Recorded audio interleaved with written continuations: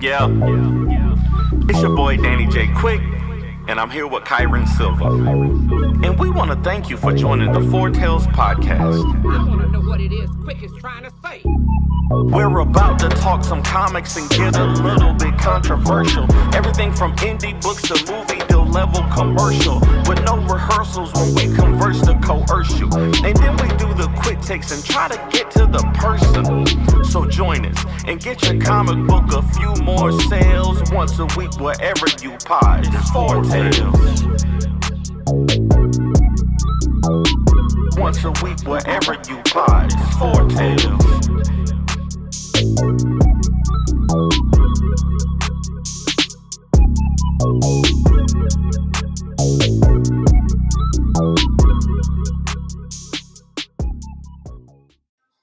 Ladies and gentlemen, boys and girls, children of all ages, towards comics in collaboration with, we'll get back to that. Respectfully brings to you the 140th episode of the Four Tales podcast. I am your host, Kyron Silva from Tours Comics. Across this way is the hairy fictioner of Afro Avenger, Kevin, not Danny Chapman. And together we are your two award. Wait, have you ever won an award for any of your books? Let's see. Nah, man, Okay, it's all pride. Okay, so we're not your two award-winning blurred comic creators, but we are here to help you find your next favorite comic. We are live on your AIDS the Geekdom network by Facebook, Twitter. Dang, I always say Twitter, and we're not live on Twitter. Facebook, Instagram, Kick, Twitch, and YouTube. So if you're listening and watching us live, thank you for your support. Don't forget to like, subscribe, share, and review this podcast because all your positive reviews, interactions help us reach a bigger audience. Kevin, not Danny Chapman. How you doing, man? I'm doing well, brothers. And by the way, let me Kyron did a wonderful intro. Oh yeah. I always do. Oh yeah. First of all, let me bring this up. Show you I haven't been watching in a while because or I catch clips here and there. I did not know Danny was rapping on the intro now. That's new to me. I need Danny to cut me a track. And because he was just this the Four Tail Pie. I said, okay, what's going on? Who is this? All right. Danny's got some abilities. Listen, he from TikTok to rapping. I see. Y'all know who it is. It is Kevin Chapman.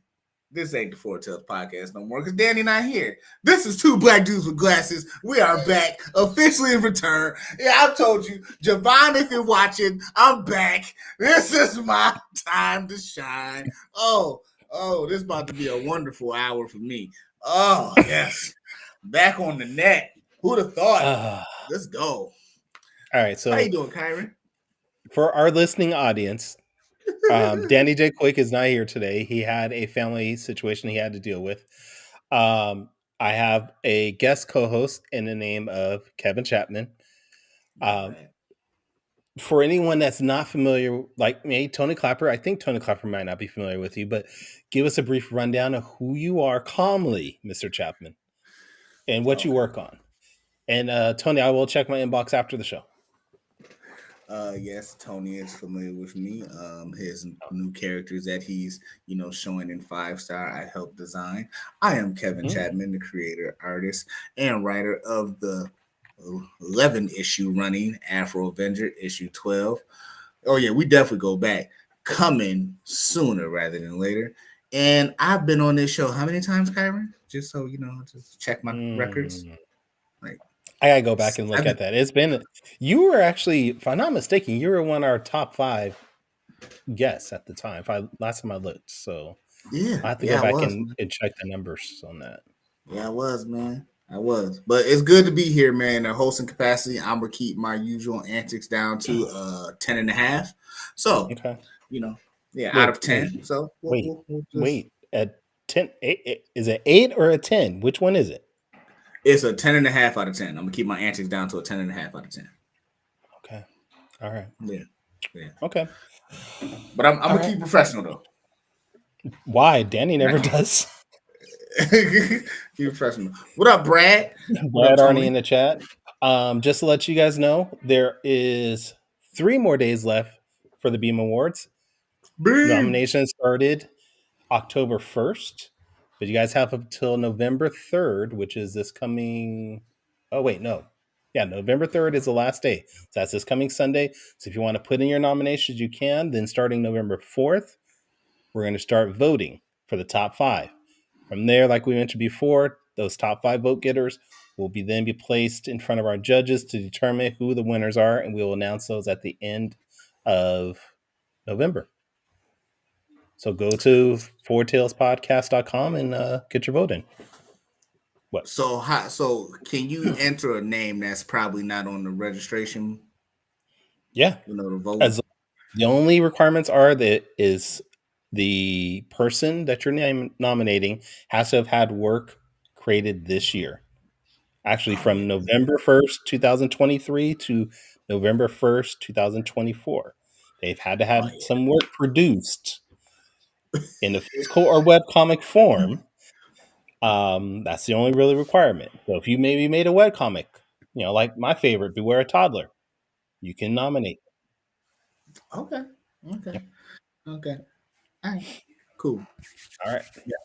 So we've used up enough of our time trying to get to know you. We have an amazing guest here that we need to get. We need to get to know a little bit more.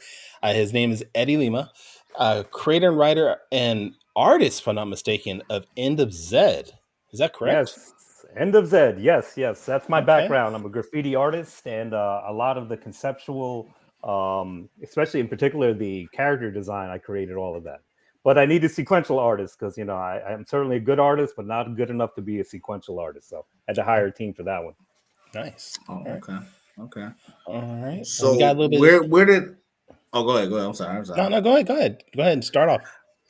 my bad. So, like, how did you like transfer doing graffiti art to like that? Like, was it something that you always was into? Was like graffiti art was like just something that you always did, and then like you just transitioned into like doing comic book art, or was it just art all in general? Well, just art in general. I mean, art really saved my life. I think all of us got these things in life that saved us. Certainly, art was for me, and particularly graffiti art, because I live in a suburb of New York, and so going to see my stepdad in the city downtown in the '80s, really getting exposure for the first time to graffiti, really made such an incredible impact on me, and particularly the the graffiti art that you saw on the trains. I mean, that changed everything for me. I can remember just like being like 9 or 10 years old and looking at these pieces and having such an instant connection. I'm like, this is speaking to me like a good song or, something that inspires you. And I knew since then, my art skills just started getting honed in and really being known as the artist of the community and, winning artist of the year for your school and then going to an art school afterwards. I knew that art was something that was going to save me. And certainly graffiti is a big part of it. I love the aesthetic. I love the colors, and I certainly try to have a lot of that impact within my artwork. Nice. Now let's talk about your book, End of Zed. You gave us a 6-page preview of it, and I'll be honest, it had a little bit of Wally meets The Rundown. Okay, good one. You know what the actual calling? You know what they're calling it, Kyron? They're calling it Wild Robot Meets the Warriors. I don't know if you remember the movie The Warriors, right? So the Wild Robot Meets the Warriors, and really that Warriors is a big, significant influence on this. So yeah, you're right. You're there, Kyron. I like that one too. All right. So what can people expect from this book that's currently now on Kickstarter? You're about halfway funded. Yes. I look back on halfway. Yep. Yep. So what can people expect with this book? Well, it's an amazing story, first and foremost. It's been a story that's been in the works for at least 2 years. I spent the whole year. I actually created a movie script for it. That's how I first started it. Then after the movie script, I said, well, what am I going to do with this? Is it going to be a movie? It's going to be an animation? And a friend of mine who's actually the editor, he says, this would really lend well to a comic book. It's very visual. It's very graphical. I think we should do it into a comic book. And so we spent the whole year, 1 year writing the screenplay, and the other year converting it into a comic script, and then of course finding the artist and actually making it into the comic book you see.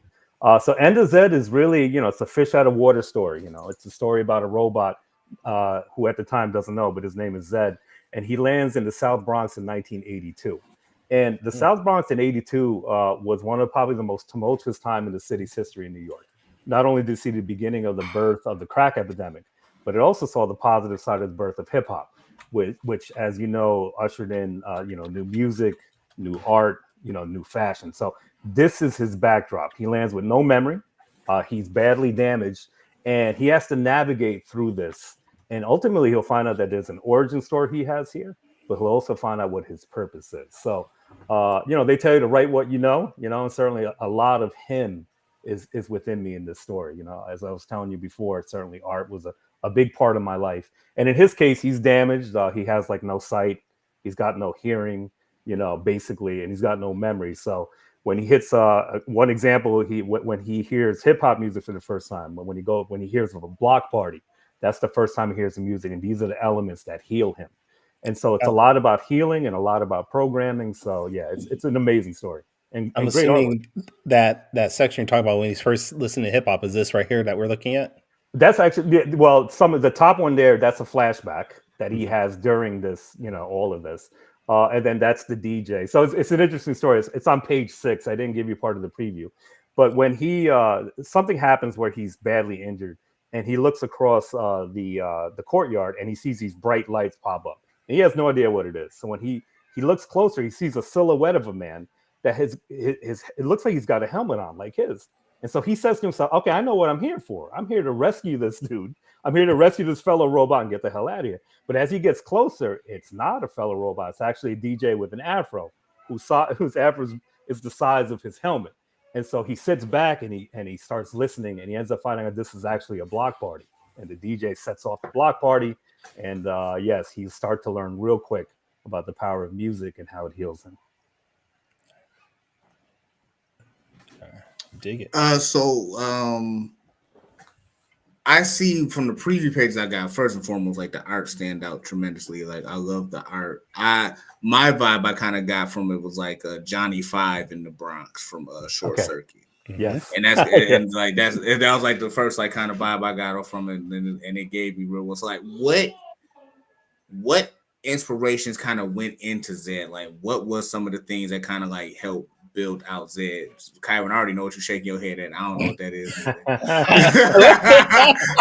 I was like, wait, what are you doing? My honey glazed honey bun? What? For $50? I don't know what that is. $50 Mickey Hollow? What? But back to the scheduled program, please.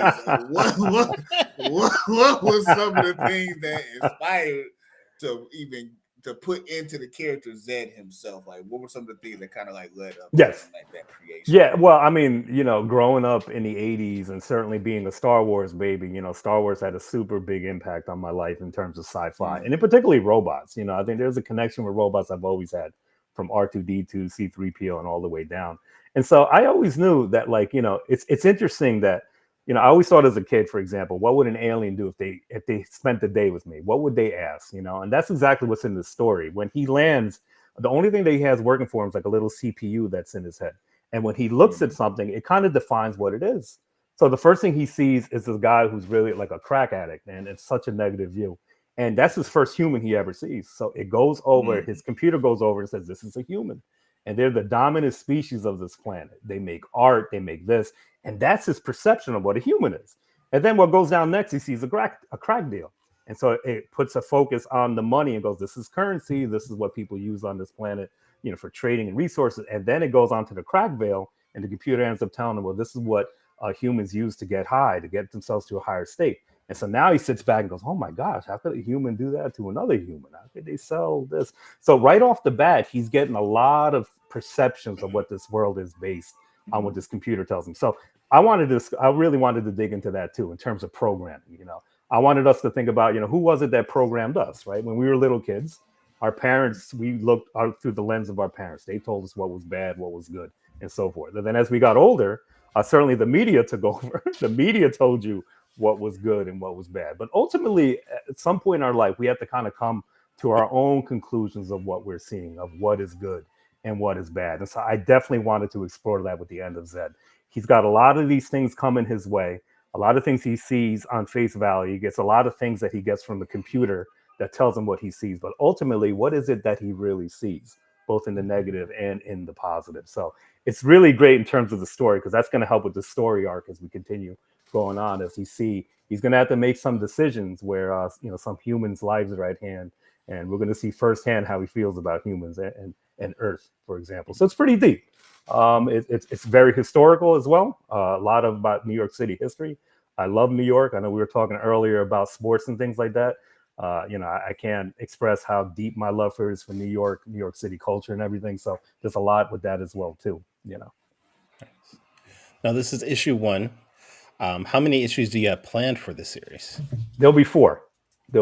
So just like the Warriors. And by the way, did you guys see the Warriors? Yeah. Yes. Okay, who didn't, right? Yeah. So it's actually going to be just like the Warriors, where it takes place all in one night. So these 4 episodes will take place all in one night, and so yes, 4.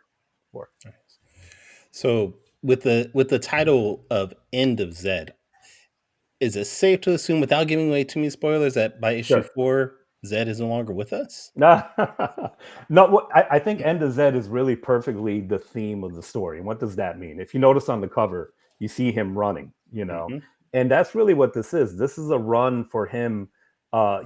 He's really running for his existence of not only finding out who he is, but what his purpose is on Earth. So End of Zed represents that. Is this the end of Zed? Every move that he makes, when he lands, just like the Warriors, right? He's got a specific amount of time to reach before he gets from one place to another. So that time ticking, him being injured and with no memory, there's a lot of things going against him. So we'll see what happens to him. But very exciting first episode, a very, very exciting first issue. You really get to see, not only his environment, but really how Zed is starting to think about this place that he just landed in. Nice. So what will happen after issue 4? Is there a continuance? Do you feel yourself, are you going to be focusing more back onto the script to try to turn it into a film? Will we ever see Zed again after 4? What is the goal or the movement or just the future hold for Zed himself after issue 4? Great question, Kev. Really, I appreciate that. Yeah, I think what happens is, I think this is where the audience kind of shows me where they are in the story. I know you guys run a lot of IPs, a lot of vehicles, and certainly, and I could ask you guys this, which I want to ask you, that when you first started, right? When like Ace Blade, came out, for example, and where it is now, like how much of a change was it in terms of where you thought the vision would go, or even an Afro Avenger, right? Like where you are now, because I think you said it was up to 8 issues, right? 11. Did you know 11? Oh my gosh! Did you know A, that it would reach 11 issues, and B, did you think that in issue 1 it would go that way? So, and I'm assuming now, before you answer, because I certainly want to hear this, but I think a lot of it gets dictated what your audience tells you. But please tell me. For Afro Avenger particularly, I think I always knew my goal was to never be the afterthought that happens in independent comics a lot, where you get introduced to a person after like the first 2 issues and then like they kind of like disappear. Right. So I knew for a fact I wanted to continue it, and then my audience and then my fan base kind of grew beyond what I had dreamt for myself to a certain extent. So it just drove me to always continue the story. And then as I continued, I knew for a fact that I wanted to Eric Larson this thing out and continue doing as many Afro Avengers as I can, and and raise my baby essentially. Just make sure he's grown and his character is developed through my eyes and through my art. Cool. That's wonderful, dude. Yep. Now, you did mention that for End of Zed, you're not doing the artwork on it, but you do have an art background. Yes. Is there a possibility maybe down the line you might throw in some artwork here and there for it? Yeah, what I did was, so every year I start a new project, and on the project, what I do is I come up with something at the beginning of the year, and I say, you know what, I'm going to dedicate my whole year to this. And at the end of the year, I'm going to see how I did, and I'm going to have a metric for it. So one year, for example, I said, I'm going to take all my graffiti art and I'm going to create it into digital art. I'm going to use Adobe Illustrator, and I'm going to make it all this traditional art. And I'm going to open up a Instagram account. I've never done that before. So I opened up ZNK238 on Instagram. And my goal is to reach 1,000 organic followers. Once I reach that, I know I accomplished things. So January comes and I start and I make the website, I make the account.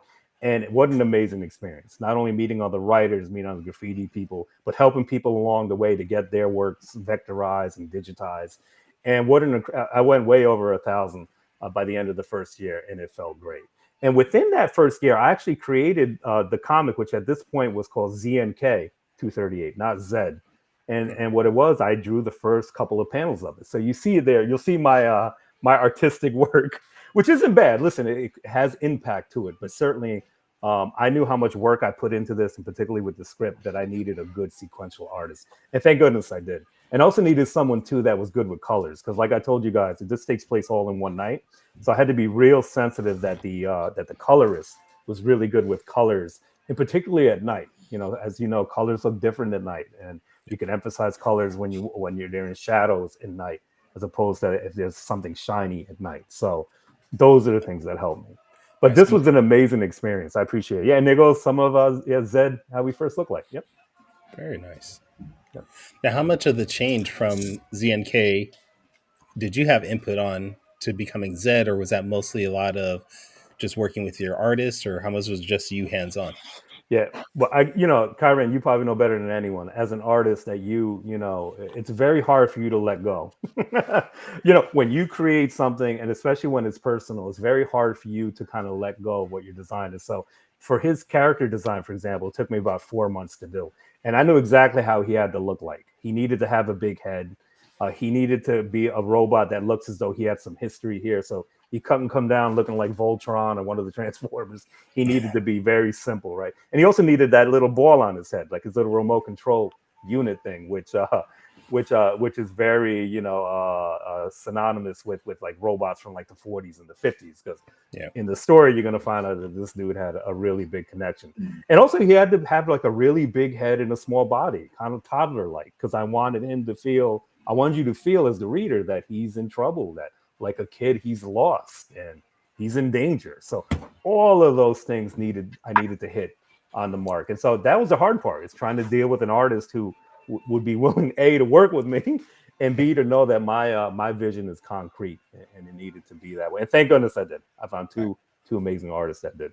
Now, that's the highlight of my life there. Oh, yeah, I do need to bring this up, because I saw this when I was looking at your information. I was like, oh, wow, he's just showing off right now. Yes. Oh my God. No, I listen truthfully, and I actually told DMC this, that like, if this comic goes nowhere, just the fact that I had this moment with you, I don't really need anything else, because he was something else growing up. I can't I can't explain his impact, especially Run DMC, in terms of my area, in the terms I grew up. He was everything, and it wasn't like he had social media back then either. A star was really a star, like now, please, you see a star, you can see a star, on a toilet every day, or ordering breakfast every day if you wanted to, right? Here, back then, when you saw them, boy, it had a tremendous impact. So meeting him, or you could have Kevin doing massages for you for $50, and apparently he's really good at that. So first and foremost, I want the record to show I don't know who the hell Alfredo Wigglesworth is. Obviously, that's an alias. And second and foremost, I'm charging more than $50 for a body, bro. I tell you that, like that ain't happening. But to get back to the show and get to my question, Eddie, I wanted to know, like, when you were looking, that glazed honey buns went through me. I'm like, excuse me? I'm like, excuse me, sir, whoever you are. But man, your friends are crazy, yeah. Boy, they I don't know that, man. I don't know what it is. But that's what make it worse. Kyron, bruh, I will kick you. Kick your teeth if you don't change my name back. I will kick your old teeth if you don't change my name back. Bruh. That's your male stripper name now, man. Your male stripper name is Glazed Honey Bun. Nah, brother. No, it ain't. Oh, that's terrible. Oh my goodness. I'm gonna help you. What was your question? But no. Thank you. Real brown, whatever, man. You know what? Can't even be black. Can't be black. But no, I guess my question was, when you were looking for an artist, was you looking for an artist that captured your vision for Zed, or was you looking for your artist that was going to be able to capture the era? Because I know the 80s, especially at that time, with the just with the art, the graffiti, the fashion, just the birth of just a lot of things that we still kind of do to this day, was like very important and poignant. What was that process like of finding somebody to even do Zed? No, that's a great question, Kev. With me, like I mentioned before, one, I knew I had to find someone that had the patience to work with another artist. I'm not just going to hand them a comic script and say, "Okay, go at it." I actually drew every panel. I drew the angles of where it was going to come at. And since it came from a movie script, I looked at it cinematically, so it had cinematic shots in terms of what I wanted to do. But in his case, you also got to rely upon that artist and let him flourish too. That's the true power of collaboration. You got to let him come through with his ideas, and he came with some bangers, man. I tell you, there's some things, certain scenes that I never even thought of. So it's very hard to collaborate, but when you do, especially if you collaborate with the right people, it's certainly a worthwhile venture, and that's certainly something I learned. My day gig is I'm more of like an art director, and I manage thousands of projects, but I never managed anything like this. And I think a lot of it because it's personal, right? Yeah. It's your story. It's a lot of views on the line, so you're gonna kind of criticize things a little bit more deeper than you normally do. So, Now, this is your first comic, correct? correct. Yep, first comic and first Kickstarter too. First of everything. Wow. Yeah. Is this your first time writing a script, though? Like, have you Yes. have any experience? So this is the first for a lot Correct. for you. Actually, First for everything. Kyron, that's exactly. Remember I told you how I take a year to write something. I took a year to write the script. I took a year in January, and I said, okay, the metric is I'm going to have a script in my hand, and then I'll know I've made it in December. But I had to school myself, whether it's through YouTube or taking online courses, or the biggest influence was this book called Save the Cat, and it's a book about teaches you about the three act story. It teaches you about story arcs and structures and things like that, and that really helped me immensely. So thank goodness for that. And that was my goal, and I had the finished piece in my hand, so I knew I did well. I think we might have lost Kevin. Okay. He looks frozen. Yeah. Okay. Yeah. All right. All right, so we have a comment here sent Frischly saying he's been waiting for this book since you were on a podcast together recently. I didn't know you were on a podcast with Fish. Oh, I don't recognize Fish. Okay. Yeah. Oh. Yeah. All right. Yeah. What? If you could tell me the title of his book, I could probably say. I don't know if Fish it was Is that Vegas Baby? No. Okay. Fish has done Fish Tales. He's done. Oh yes, Fish Tales. There you go. Yes. Yes. Now, okay, there you go. I should have connected Fishley with Fish Tales. Okay, yeah, definitely, absolutely. Oh, I appreciate that, man. Yeah, excellent. Okay, we got Kevin back here. Okay. Maybe. I'm still here. Was I froze? Okay. Yeah. Was I froze? You're here. I could hear him. Am I here? I can hear him, but he's very delayed. Oh, okay. Oh, what about now? Is it delayed for you at all? Who, me? Slightly. Yeah, now he's good. Now he's back. Okay. On time, yeah. Yeah, I got the green bars. Yeah, he's a little off, but yeah. Not that bad. Okay. So I thought he had a question. No, I did. Yeah, he's behind like 3 or 4 seconds. Yeah. Like one of those martial art movies where you talk and your voice doesn't come out till like later. Yeah, it really is like that. So, with this being your first comic, this being your first Kickstarter, what are some of the things that you've struggled with as far as maybe getting the word out about the book? Well, this is one thing that I don't know if you guys are hip to this or not. Both you, Kevin, and Kyron. And particularly like especially when you think about that, you guys have been on YouTube for a while. You guys have been promoting your pieces. You kind of are showing us new jacks how to do it.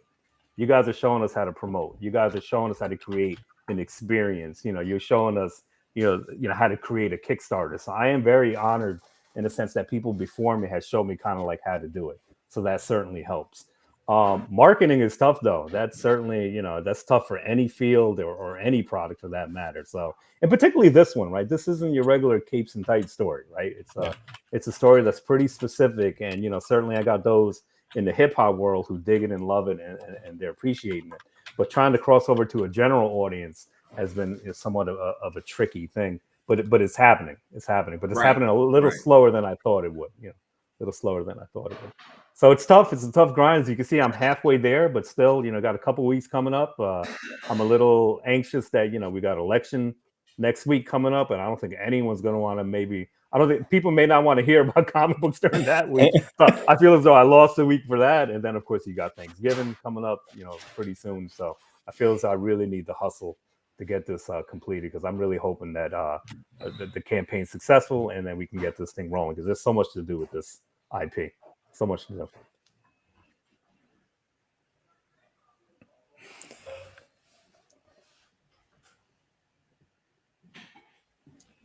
Am I here? You there? Okay. Maybe You are. Here? Yeah. I'm here too, right? Cool. Yes. All right. Okay. Yeah, we all right. All right. All right. Well, Am I you know still what? froze? No, No, you're you're good. good. You're good. Actually, perfect timing too. Oh, okay. I'm just we was Yeah. all sitting here. My bad. Go ahead. Well, because we don't know when That's you're it. about to talk, so we didn't want to interrupt you. Right. You know, I'm gonna just do this like from now. What I'm about to speak, I'm just do this. There you go. Thumbs up. Give I us some must be thumbs up. delayed.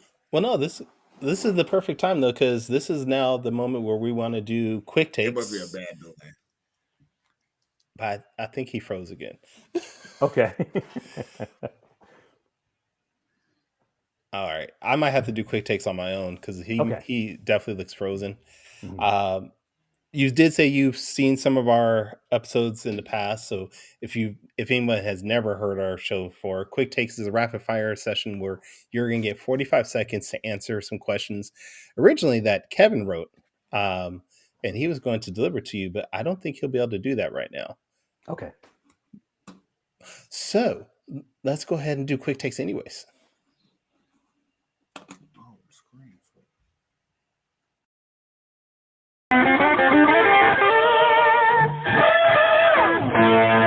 Quick takes. I was He's still hoping frozen. Oh no. he's still frozen. Yes. All right, I Oh, was hoping Kev, he'd be sorry, back man. by now, but Yeah. all right, I will do it then. I will definitely do it. Okay. All right, let me pull up his actual questions. He did send these questions to me, so let me see here. Okay. And you're gonna have to bear with me because I don't usually do the quick takes. No worries. Yeah, no worries. So it's gonna be a little weird. Trying to navigate data questions as well as doing it. Yeah. Wait, what is that? Especially echoes, right? Hold on. There he is. Oh, He's back. Kevin is back. can you hear us? Let me do this actually. Yeah, if you Hold shut on. up the other one, it'll probably help. Yeah. Yeah, shut that one off. Can y'all hear me? You're good, Yeah. Kev? Yep. All right, I'm on my phone, so Okay.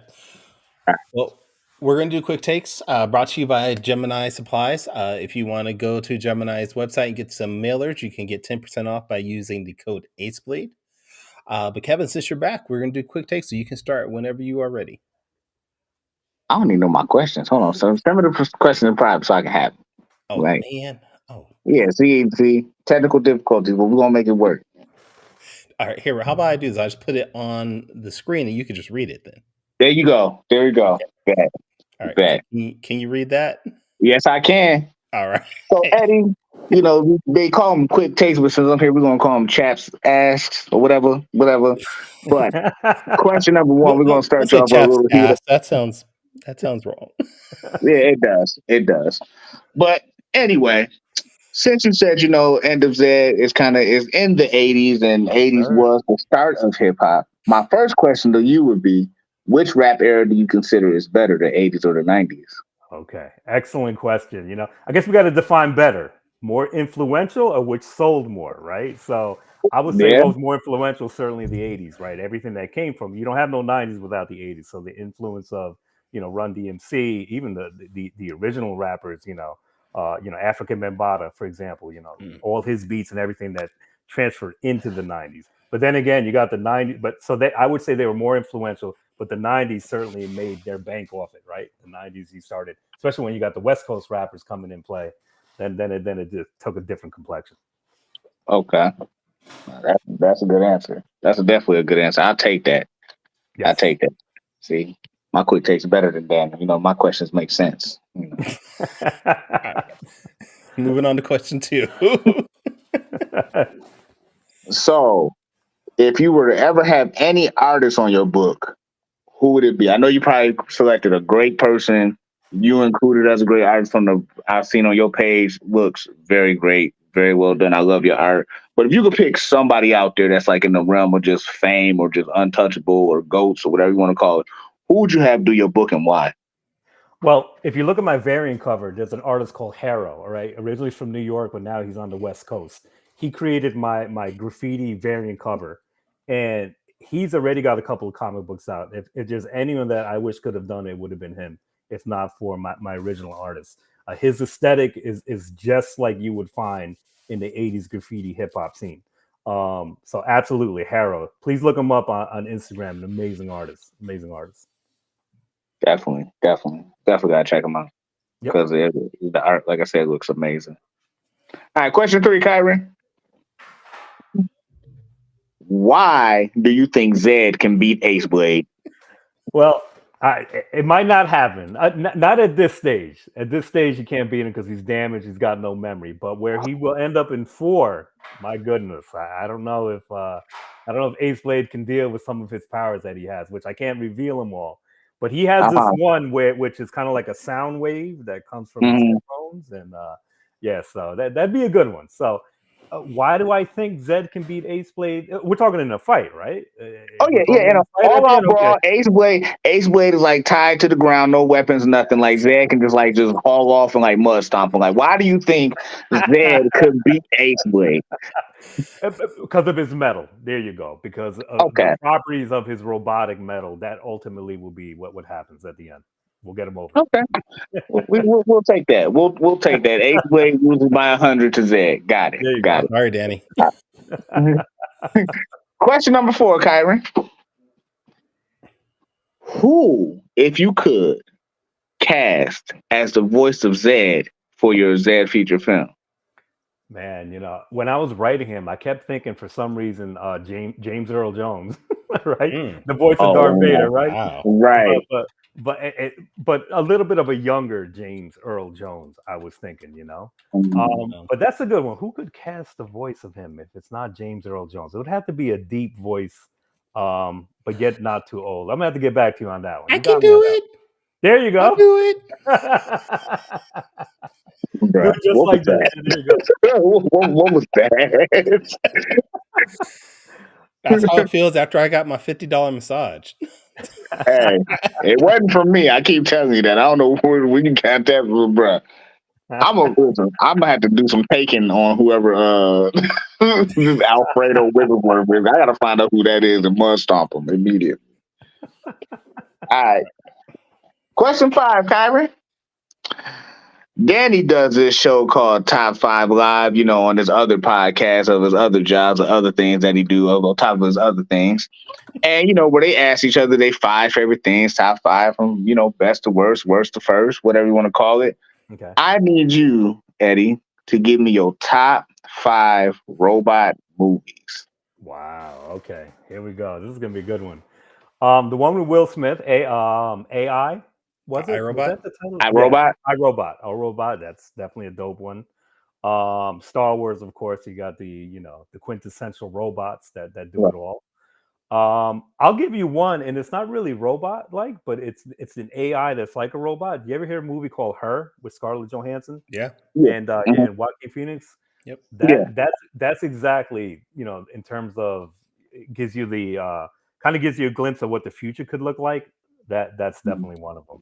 RoboCop. How can you not beat RoboCop, man? Especially and I remember seeing him as I'm dating myself here, seeing it in the theaters and just my mouth dropped, actually thinking that he was real and all that, And then of course the Transformers. All right, time's up. But Transformers, I'll call them robots, even though they could be bigger than robots, Well, they're robots in disguise, so that's cool. That's a whole thing, robots in disguise. So technically they count. I mean, right. I'm not gonna say I'm disappointed. This is your list, but Terminator should have been up there. Oh man, I didn't think about that. Okay, there you go. At least Terminator should have been there somewhere. Yes, you're right. But this your list. That's your list. And shout out to the 80s who decided that we're going to take R-rated movies like RoboCop and Rambo and turn them into Turn kids them into kids cartoons. cartoons. Shout out to Yeah. the 80s for that. Yeah. No, let's not even talk about that. Let's talk about the intro to the original RoboCop cartoon where they show the kids that Alex Murphy gets shot and Shot. killed. You just sitting there 8, 9, 10, like, oh, this is cool. Mom? Yeah, no, it's the 80s cocaine. That's what it was, you know. Cocaine's a hell of a drug, you know. Straight up. Listen. All right. But good questions, man. That's great. I have to think All about that voice Thank you. one. Yeah. Thank you. I appreciate it. I appreciate it. It's not like Danny, he asked you, who you think is better as a president, Picard or Darth Vader or something like that. Okay. I get to the people. We get to what the people That's want to it. hear, what they want. Yeah. It was theme, robot theme, man. That's what we like. Excellent. Kyron, if you change my name, dog, I promise you. It's gonna be consequences and repercussions. You can feel he could change. He's gonna change it. Oh, I'm gonna. This is now your nickname forever and ever. No, it's not. No, it's not. Yes. I refuse. Glazed honey buns is your nickname forever and ever. I refuse. But Eddie, this has been great. I wish we had more time, but Sure. Kevin has an appointment for his next massage. No, I do not. No, I do not. So now, Kev, let me ask you, Kev, how long will this joke last? Okay, when I'm listening to this show next month, am I gonna hear this? With Kyron and Danny, listen, they gonna roast me every time because I get on the show and I get on either Kyron or Danny. So it's going to stick with them as long as they can remember. That's why you know what? Kyron, you can have your show. I will never come on this show. Like, just avoid that. And this show, Eddie, spans over 4 other shows, so that's going to get traveled out. Right.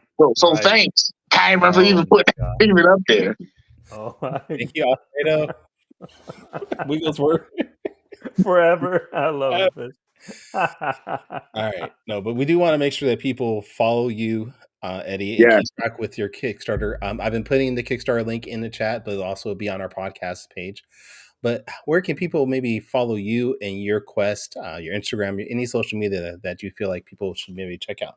Sure. Well, certainly Kickstarter now. Please go there and please back me. I think it's an amazing story. I think it's going to be a good change for comics in the sense that, it really does have action and all that, but it really has a real deep meaning in terms of programming and things like that. And especially, there's never really been a comic that really concentrated on the hip hop, generation and culture and what it's done for us as a whole, and I'm hoping that no one really mistakes that the impact wasn't that big, because I tell you, I mean, here in 2024, I never would have thought that it would have went this far. I mean, to think every country, all the influences, you're even hearing rap and country music, and not only that, but just the aesthetics of things and design, all influenced heavily by hip hop. And it started in '82. Influenced K-pop like crazy. Sure.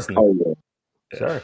So I think it's an important thing. So I really would appreciate everyone who backs it. And then hopefully they can back it sooner than later, so I don't keep losing this hair, because this is my first Kickstarter journey. So you guys were right, man. Every time I talk to people about what the journey would be like, it's a tough one, man. It'll test your endurance, It'll test your endurance. But I think we'll get there. I got a great group of support behind me, and we'll get there. So yes, you can catch me on the Kickstarter first and foremost, but then I have endofzed.com on my website, as well as 2 Instagram accounts, the End of Zed on Instagram, and my ZNK238, my graffiti site on Instagram. So nice. All right. Kevin Chapman, where can people check you out? Y'all can check me out at Afro Avenger Instagram if you want to see some art, but if you want to see some jokes, just check me out at Kevin Chapman on Facebook. Look for the big black dude with glasses and a big beard. Or if you want to buy some books or buy my new hoodies, my nerd status hoodies, that's for the winter. www.afroavenger.com. Get your hoodie, stay warm, be a nerd, be blessed, be happy, be proud. Don't believe Alfredo Wigglesworth, whoever the hell that is. Wigglesworth. All right. And if anybody wants to maybe check out my work, you can go to tauruscomics.com. I am on all social media platforms at Taurus Comics. And if this is your first time maybe checking out this podcast, you can go to our website. It is the 4talespodcast.com, the number 4, TALES podcast. You can listen to our previous episodes, buy some merchandise, support us. But definitely come back next week, where we are going to have Tyler James Vogel. the mind behind Comics Launch and Comics Tribe, talking about his books and the upcoming projects he has. But I do want to thank Eddie for being on, and I thank you, thank Kevin, you. for being a guest host. I won't say anything else. But until next time, everybody, sayonara, goodbye, and please take care of yourselves. Peace. And at afrovendor.com, get $50 massage. I